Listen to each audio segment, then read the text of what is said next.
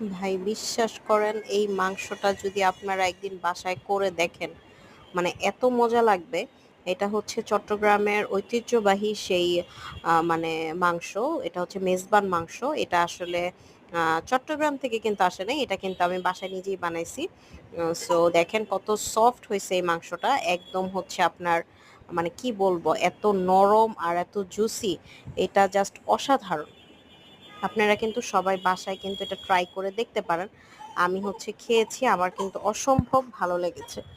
আপনারা নিজেরাও কিন্তু ট্রাই করে দেখবেন, অনেক মজা। এত গরম তারপরও হচ্ছে এই মাংস পাওয়ার পরে আর কোনো গরম লাগে নাই, আমার মনে হয়েছে গরম গরম ভাত দিয়ে একদম মেখে মেখে হচ্ছে খেয়ে ফেলি।